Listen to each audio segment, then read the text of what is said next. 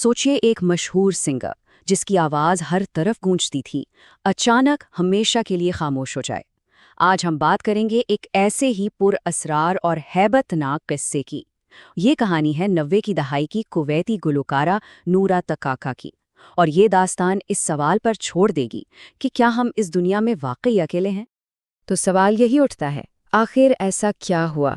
एक गुलकारा जो अपनी करियर के उरूज पर थी, जिसे लोग दीवानों की तरह सुनते थे, वो अचानक सब कुछ छोड़कर हमेशा के लिए गायब क्यों हो गई?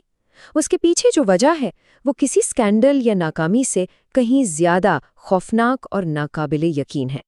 पहले ज़रा सीन समझ लें। ये 90 की दहाई का दौर है, कुवैत, और नूरा तकाका का नाम एक सितारे की तरह चमक रहा है। वो और उनका बैंड मतलब शाही शादियों और बड़ी बड़ी तकरीबात की जान थे।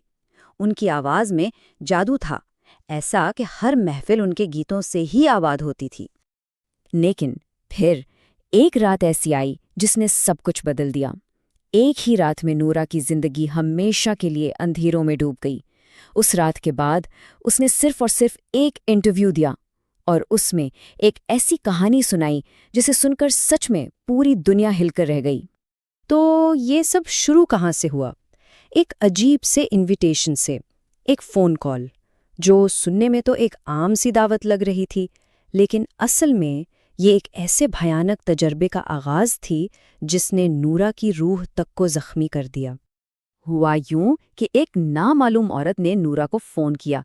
उसने अपनी बेटी की शादी में गाने के लिए इतना इसरार किया कि नूरा ना चाहते हुए भी मान गई। उसे क्या पता था कि ये दावत उसे किस अनोखी और खौफनाक दुनिया में ले जाने वाली है। तो नूरा और उनका बैंड दिए गए पत्ते पर पहुंच गए। जगह वाओ, किसी महल की तरह आलीशान, हर तरफ रोशनियां ही रोशनियां। लेकिन इस सारी चकाचौंध के पीछे ना एक अजीब सी बेचैनी थी, एक खौफ का एहसास, जैसे हवा में ही कुछ बहुत गलत था। सबसे पहले तो मेज़बान औरत, उसका चेहरा अजीब किस्म का पीला जर्द था। फिर जब उसने नूरा से हाथ मिलाया तो नूरा कहती है उसका हाथ पत्थर जैसा सख्त और बर्फ जैसा ठंडा था।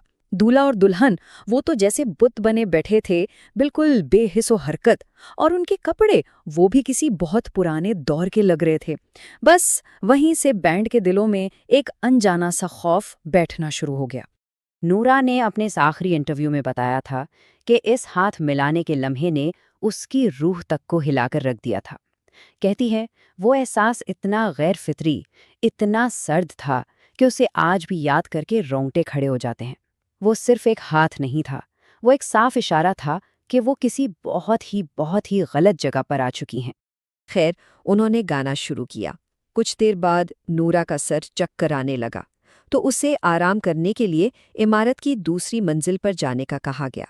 और बस यही वो लम्हा था जब वो अपने बैंड से अलग हुईं और एक ऐसे जाल में फंस गईं जहां से निकलना शायद नामुमकिन था। लेकिन ऊपर का मंजर वो बिल्कुल अलग और खौफनाक था। कमरा गर्दो गुबार से भरा हुआ और ऐसी अजीब बू आ रही थी जैसे उसे सदियों से खोला ही ना गया हो। खैर, थकावट थी, नूरा फौरन सो गई और एक बहुत बुरा ख्वाब देखा। जब उसकी आंख खुली तो दहशत से उसकी चीख निकलने वाली थी। कमरे का दरवाज़ा बाहर से बंद था और फिर गहरे अंधेरे में उसे महसूस हुआ कि किसी ने उसकी टांग पकड़ ली है और एक सरगोशी उसके कान में गूंजी। अंधेरे से एक आवाज़ आई, सरगोशी में, मेरे लिए गाओ, मैं तुम्हारे दोस्त का दोस्त हूँ और मैं बहुत वफादार हूँ। ये अल्फाज सुन के नूरा की क्या हालत हुई होगी, क्योंकि वहाँ कोई भी नहीं था, सिर्फ अंधेरा और ये आवाज़। और ये खौफनाक एहसास सिर्फ नूरा तक नहीं रुका। जब उसके बैंड की एक मेंबर उसे ढूंढने ऊपर गई तो उसने देखा कि दीवारों पर इंसानी चेहरे बन रहे हैं, और फिर उसे अपने चेहरे पर किसी की गर्म सांसें महसूस हुईं। तो अब ये बिल्कुल साफ हो चुका था, ये कोई वहम नहीं था, ये एक भयानक हकीकत थी। नीचे आकर जब उन्होंने बात की तो पूरा बैंड समझ चुका था कि वो किसी बहुत ही बुरी जगह फंस गए हैं। उन्होंने फैसला किया कि वो आखिरी बार गाएंगे और फिर किसी ना किसी तरह यहाँ से निकल जाएंगे। लेकिन जैसे ही उन्होंने दोबारा गाना शुरू किया, इस कहानी का सबसे खौफनाक हिस्सा शुरू हुआ। موسیقی دوبارہ شروع ہوتے ہی شادی میں موجود مہمانوں نے اپنے اصلی روپ دکھانے شروع کر دیے۔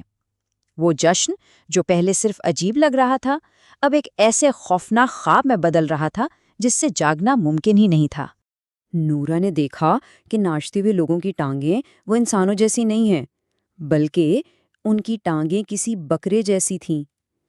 یہ منظر یہ اتنا ناقابل یقین اور خوفناک تھا کہ نورا کو لگا بس اس کا دل ابھی پھٹ جائے گا۔ اور صرف اتنا ہی نہیں، ان کے چہرے بھی بدلنے شروع ہو گئے تھے۔ ان کی شکلیں عجیب طرح سے بگڑ رہی تھیں، جیسے وہ کوئی اور ہی مخلوق ہو، ایسی مخلوق جس کا اس دنیا سے کوئی تعلق نہ ہو۔ اور پھر اچانک پلک جھپکتے ہی وہاں موجود لوگوں کی تعداد دگنی ہو گئی۔ پورا ہال ان مہمانوں سے اس طرح بھر گیا کہ قدم رکھنے کی جگہ نہیں رہی۔ بینڈ کا خوف اب اپنی انتہا پر تھا۔ ایک اور بہت ہی عجیب اور پریشان کرنے والی بات، کھانے میں گوشت کے علاوہ کچھ نہیں تھا۔ ہر طرف صرف کچے گوشت کے بڑے بڑے تھال جن سے خون ٹپک رہا تھا۔ اور پھر یکدم سب کچھ رک گیا۔ ہر طرف موت جیسی خاموشی چھا گئی اور ساری لائٹس بند ہو گئیں۔ اس گہرے اندھیرے کا فائدہ اٹھا کر نورا اور اس کے بینڈ نے بس ایک ہی چیز سوچی، یہاں سے بھاگو۔ اس رات کے بعد جو ہوا وہ بہت افسوسناک اور دل دہلا دینے والا تھا۔ بینڈ دہشت میں اس وقت تک بھاگتا رہا جب تک انہیں انسانی آبادی نظر نہیں آئی۔ کچھ دنوں بعد ان کے بینڈ کے ایک ممبر شمس پر اسرار طریقے سے مر گئی، اور اس واقعے کے فوراً بعد شدید صدمے کی حالت میں نورا تکاکا نے ہمیشہ کے لیے گانا چھوڑ دیا، اپنی آواز کو ہمیشہ کے لیے خاموش کر لیا۔ اس بھیانک تجربے نے نورا کو اندر تک توڑ دیا۔ وہ اتنا ڈر گئی کہ اس نے خود کو گھر میں قید کر لیا اور پھر کبھی بھی پیشہ ورانہ طور پر نہیں گایا۔ وہ گلوکارہ جس کی آواز لاکھوں دلوں کی دھڑکن تھی، وہ ہمیشہ کے لیے خاموش ہو گئی اور اپنے پیچھے چھوڑ گئی ایک ایسی کہانی جسے سن کر آج بھی لوگوں کے رونگٹے کھڑے ہو جاتے ہیں۔ تو آخر اس رات ہوا کیا تھا؟ کیا نورا اور اس کا بینڈ غلطی سے انسانوں کی نہیں بلکہ جنات کی شادی میں پہنچ گئے تھے؟ یہ ایک ایسا سوال ہے جو آج بھی ایک راز ہے، ایک ایسا راز جو نورا تکاکا کی خاموشی میں ہمیشہ کے لیے دفن ہو گیا، یا پھر شاید وہ آج بھی اس کا جواب جانتی ہے۔